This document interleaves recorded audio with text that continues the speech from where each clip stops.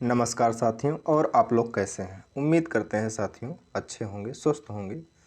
साथियों, आज हम लोग पढ़ेंगे भारतीय संविधान का भारत शासन अधिनियम 1935 और इस अधिनियम का जो मुख्य मुख्य प्रावधान है वो सब कुछ हमने इसमें शामिल किया है।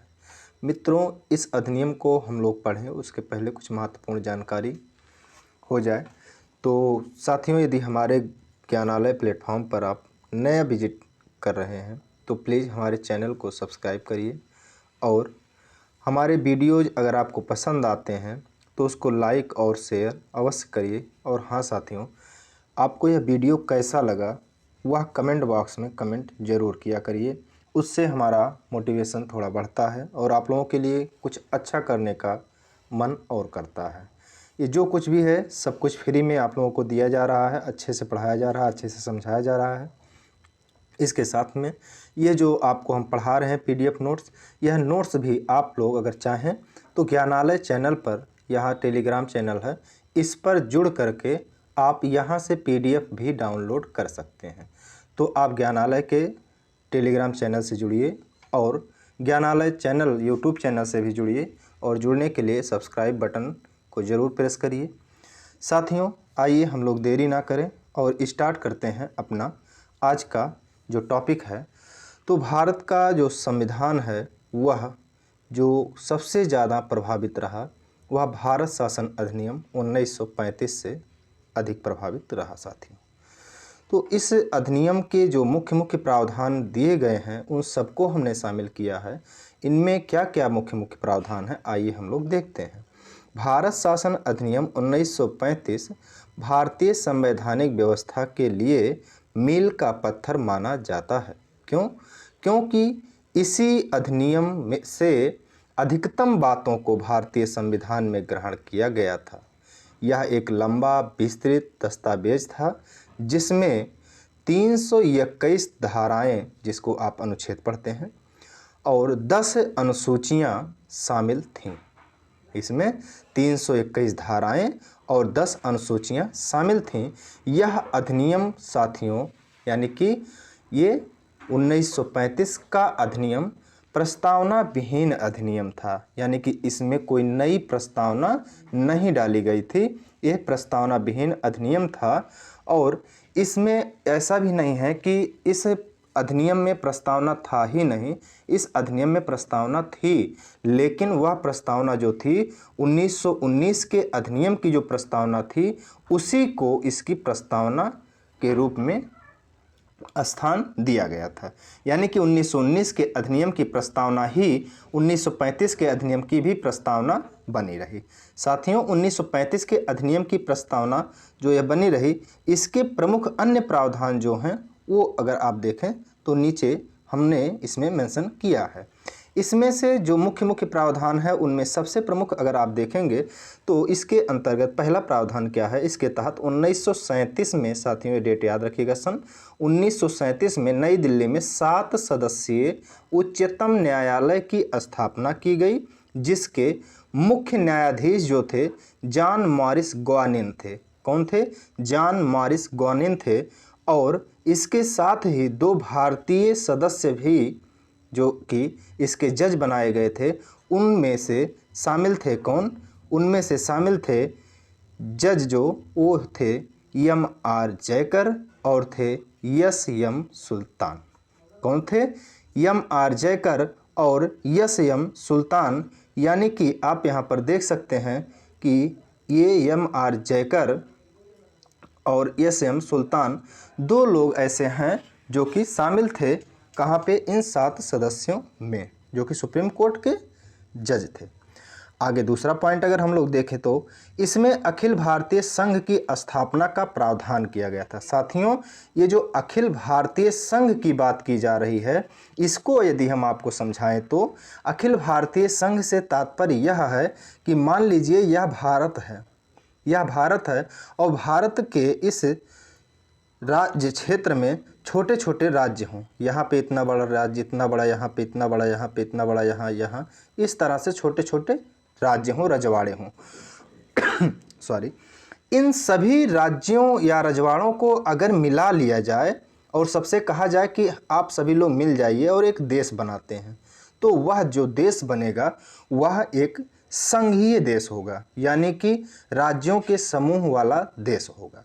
तो इस तरह के संघीय देश बनाने की जो कल्पना की गई थी वह इसमें भी की गई थी कि इसमें अखिल भारतीय संघ की स्थापना का प्रावधान किया गया था कि अखिल भारतीय संघ का स्थापना किया जाएगा, जिसके तहत देशी रियासतें विलय पत्र पर हस्ताक्षर करके भारतीय संघ में शामिल हो सकते हैं। हालांकि साथियों ऐसा संभव नहीं हो पाया, क्योंकि देशी रियासतें जो थीं वो काफ़ी शंका में थीं कि आज हम स्वतंत्र हो रहे हैं और कहीं ऐसा ना हो कि आज स्वतंत्र होते ही हम फिर गुलाम बन जाएं किसके, संघ के, भारतीय संघ के। इसलिए वह इसमें शामिल होने में बहुत संशय में थे।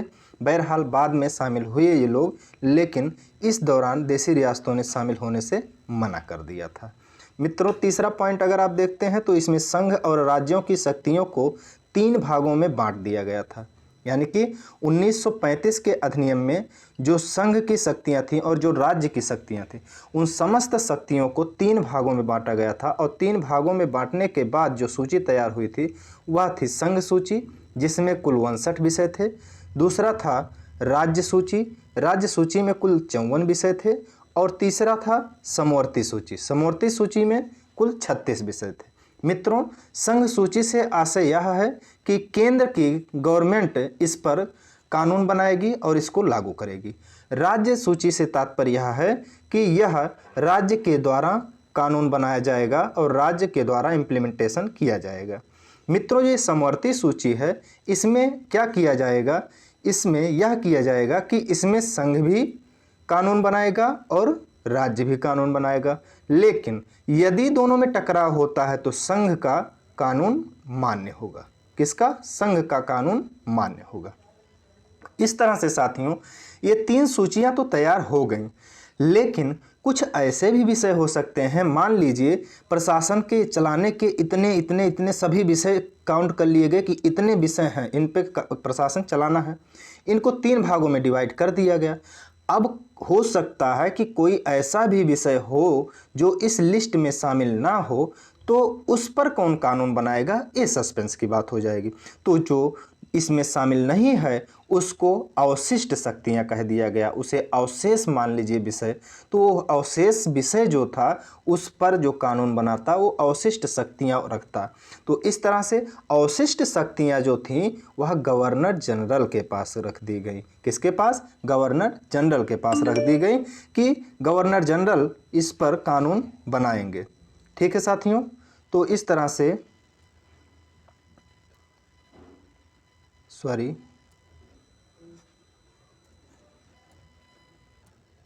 तो क्षमा चाहते हैं दोस्तों, थोड़ी सी टेक्निकल प्रॉब्लम आ गई। आगे चलिए देखते हैं। तो इस तरह से जो अवशिष्ट शक्तियां थीं मित्रों, उन पर कानून बनाने का अधिकार किसको दे दिया गया? गवर्नर को दे दिया गया। आगे देखते हैं। प्रांतों में द्वैध शासन व्यवस्था को जो स्थापित किया गया था उसे अब समाप्त किया जाता है और उस द्वैध शासन व्यवस्था के स्थान पर लागू किया जाता है कौन सा? उसके स्थान पर लागू किया जाता है उत्तरदायी सरकार। कौन सी? उत्तरदायी सरकार। यानी कि अब एक ऐसा अधिनियम लाया गया जिसमें उत्तरदायी वाली सरकार की व्यवस्था की गई। ठीक है साथियों, यानी कि अब गवर्नमेंट उत्तरदायी रहेगी किसके प्रति? जनता के प्रति, यानी कि जनता के प्रतिनिधियों के प्रति। जो भी होगा इसमें गलत सही वह उसको जवाबदेह बनना पड़ेगा। इस तरह से साथियों उत्तरदायी सरकार की स्थापना की गई तथा केंद्र में द्वैध शासन व्यवस्था को लागू कर दिया गया और संघीय विषय को 2 भागों में बांट दिया गया। मित्रों, एक चीज़ यहाँ पे ध्यान दीजिएगा, 1919 के अधिनियम में लागू किया गया था द्वैध शासन प्रणाली राज्यों में। कहाँ पर? राज्यों में। इसके अलावा 1935 में लागू किया गया था जो द्वैध शासन प्रणाली, वह कहाँ पर? संघ यानी कि केंद्र में। बहरहाल साथियों यहाँ वाला तो लागू हो पाया था, लेकिन 1935 वाला ये लागू नहीं हो पाया। दूसरी चीज़, इसको याद करने का ट्रिक आप यह जानिए, 19-19 यानी कि 2 बार 19 है तो द्वैध शासन, ठीक है। और कहाँ पर ये 1919 जो है 1935 से छोटा है, तो यानी कि राज्य जो होता है संघ से छोटा होता है। तो राज्यों में जो द्वैध शासन लागू किया गया, किस अधिनियम में लागू किया गया? 1919 में। केंद्र में जो लागू किया गया वो कब लागू किया गया? 1935 में लागू किया गया, लेकिन वह लागू हो नहीं पाया। प्रावधान किया गया लेकिन लागू हो नहीं पाया। तो आगे देखते हैं साथियों, इस तरह से यहाँ पे देखिएगा, प्रांतों में द्वैध शासन व्यवस्था को समाप्त करके उत्तरदायी सरकार की स्थापना की गई तथा केंद्र में द्वैध शासन व्यवस्था को लागू कर संघीय सरकार के विषय को 2 भागों में बांट दिया गया। एक रखा गया आरक्षित विषय, जो कि गवर्नर जनरल के लिए रखा गया। दूसरा हस्तांतरित रखा गया, जो कि जनता या प्रतिनिधि जो जनता के थे या सरकार जो थी उसके लिए किया गया। हालांकि यह कभी भी लागू नहीं हो सका, और इसका काफ़ी विरोध किया गया। इस तरह से साथियों ये चौथा पॉइंट आपका हुआ। 5वें पॉइंट पर अगर हम चलें तो इसको देखिएगा कि इसके अनुसार केंद्रीय विधानमंडल जो था उसके 3 अंग बताए गए हैं। पहला था राज्य परिषद, जिसे आज आप राज्य सभा कहते हैं। यह अस्थाई तब भी थी और अस्थाई आज भी है, यानी कि इसका पूरी तरह से विघटन कभी भी नहीं हो सकता है। पहले भी यही प्रावधान था और आज भी यही प्रावधान है।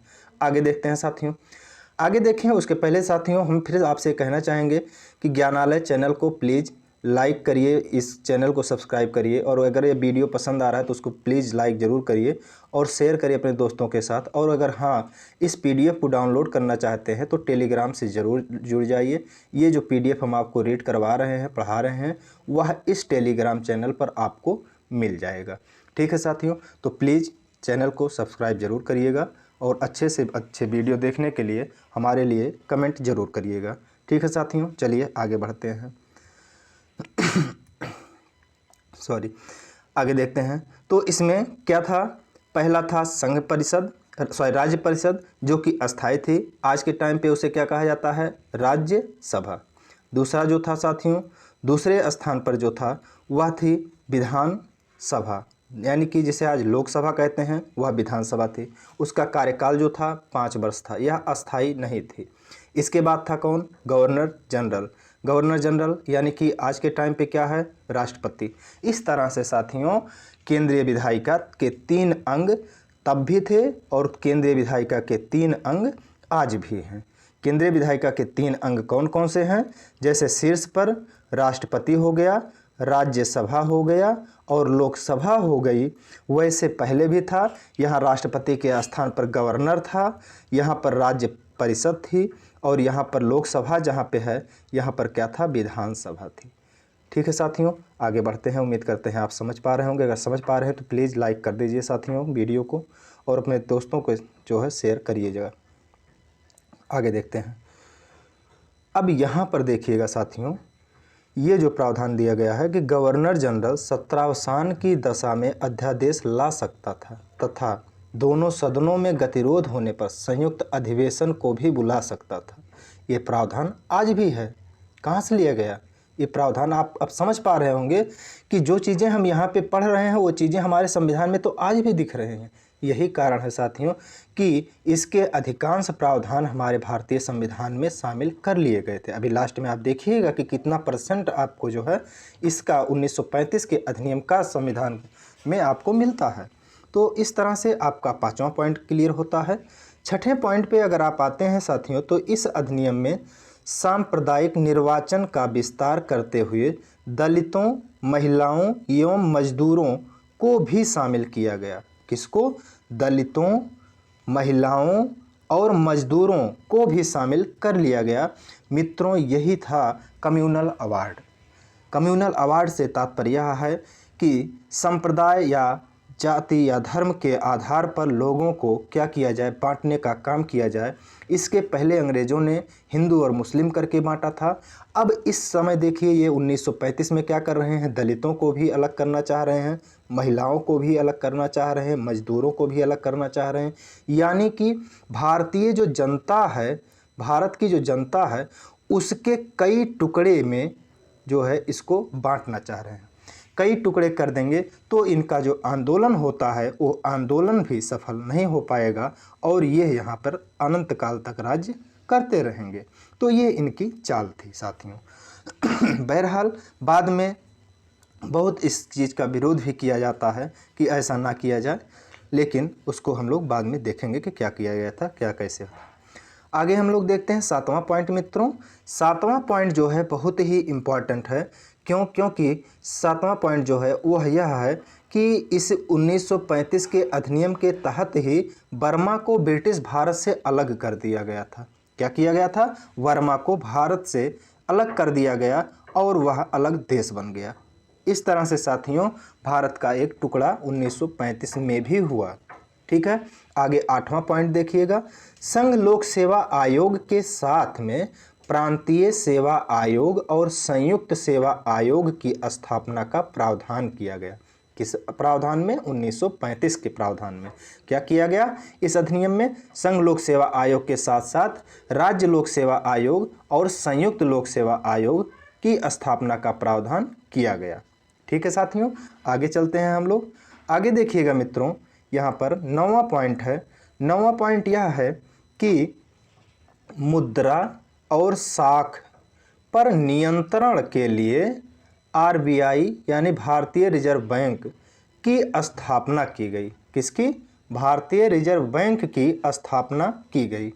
मुद्रा और साख पर नियंत्रण के लिए आरबीआई भारतीय रिजर्व बैंक की स्थापना की गई। इस चीज़ को भी आप जानते रहिएगा साथियों, कई बार क्वेश्चन आ चुका है कि आरबीआई की स्थापना किस एक्ट के तहत किया गया। तो किस एक्ट के तहत किया गया? 1935 के अधिनियम के तहत किया गया।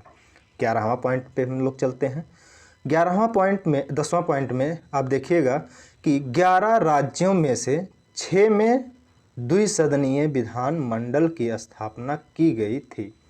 यानी कि मित्रों 1935 का अधिनियम जो था उसमें 11 जो राज्य थे उन 11 राज्यों में से 6 में द्विसदनीय विधानमंडल की स्थापना की गई थी। द्विसदनीय से तात्पर्य क्या है साथियों? जैसे आज के टाइम पे है कि राज्य में अगर देखा जाए द्विसदनीय जहाँ पे हैं वहाँ पे पहला जो है उच्च सदन वह क्या है? विधान परिषद है और निम्न सदन जो है वह है इसमें क्या है? विधानसभा है। ठीक है, तो विधानसभा उच्च सदन और विधान परिषद उच्च सदन और विधानसभा निम्न सदन है। इस तरह से साथियों द्विसदनीय विधानमंडल वाले राज्यों में ऐसी व्यवस्था की गई है। ठीक है साथियों, तो इस तरह से आप इसको पढ़ पा रहे होंगे और समझ।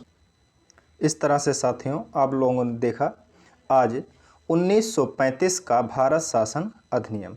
मित्रों इस अधिनियम के संदर्भ में कुछ बातें और भी हैं, उनको हम लोग आइए देख लेते हैं नोट पॉइंट करके।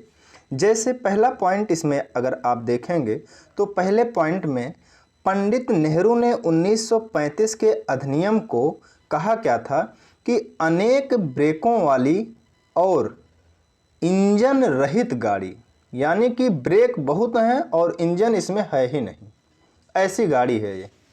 क्या है? अनेक ब्रेकों वाली इंजन रहित गाड़ी। दूसरा भी चीज़ इसमें इन्होंने जोड़ा था। क्या इन्होंने कहा था कि 1935 का अधिनियम जो है यह गुलामी का अधिकार पत्र है।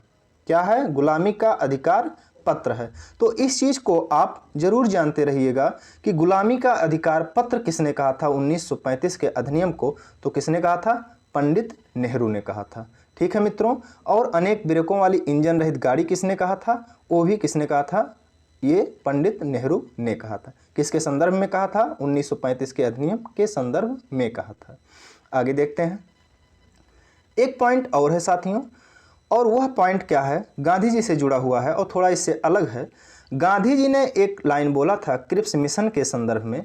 क्रिप्स मिशन के संदर्भ में गांधी जी ने कहा था कि यह पोस्ट डेटेड चेक है। पोस्ट डेटेड चेक से तात्पर्य यह होता है कि कोई भी चेक आपको ऐसा मिले जो कि उस पर डेट एक्सपायर हो चुका हो, पोस्ट डेटेड चेक मिल जाए। ठीक है, तो उस चेक का कोई औचित्य नहीं रह जाएगा। पोस्ट डेटेड चेक है जो कि ये किसने कहा था? ये गांधी जी ने कहा था।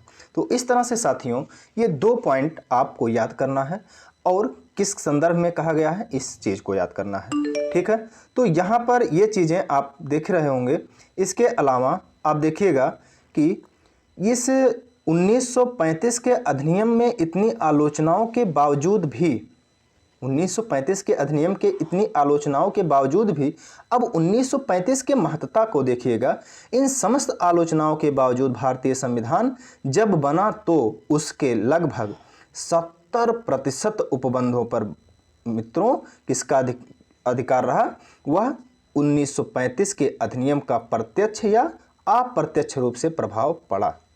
क्या चीज़ साथियों, ये जब 1935 का अधिनियम जो है, ये जब संविधान बना तो उस टाइम पर भारतीय संविधान में 70% उपबंधों पर 35 के अधिनियम का प्रत्यक्ष प्रभाव या अप्रत्यक्ष प्रभाव पड़ा था। ठीक है साथियों, तो इस तरह से 70% प्रभाव अगर पड़ा भारतीय संविधान पर तो यह मामूली प्रावधान नहीं था, यानी कि मामूली जो अधिनियम नहीं था। तो उम्मीद करते हैं साथियों आपको यह अधिनियम बहुत अच्छे से समझ में आया होगा। यदि थोड़ा डाउट है तो उसको दोबारा रिपीट करके देखें, फिर भी डाउट होता है तो कमेंट बॉक्स में कमेंट करें, हम उस कमेंट का जवाब ज़रूर देंगे। और हाँ मित्रों, यदि आप मेरे चैनल को सब्सक्राइब नहीं किए हैं तो प्लीज़ ज्ञानालय चैनल को सब्सक्राइब करिए, और ज्ञानालय चैनल को सब्सक्राइब करने के अलावा हमारे वीडियो को ज़रूर लाइक करिएगा साथियों, और अपने दोस्तों के साथ भी शेयर करिए। और टेलीग्राम से अगर नहीं जुड़े हैं तो इस PDF को डाउनलोड करने के लिए टेलीग्राम से अवश्य जुड़ जाइए। तो मैं डी कुमार आपका बहुत बहुत धन्यवाद करता हूँ। आप लोगों ने मेरा यह वीडियो देखा, इसके लिए थैंक यू फॉर वॉचिंग। चलिए मिलते हैं नेक्स्ट वीडियो में, तब तक के लिए नमस्कार, जय हिंद, वंदे मातरम।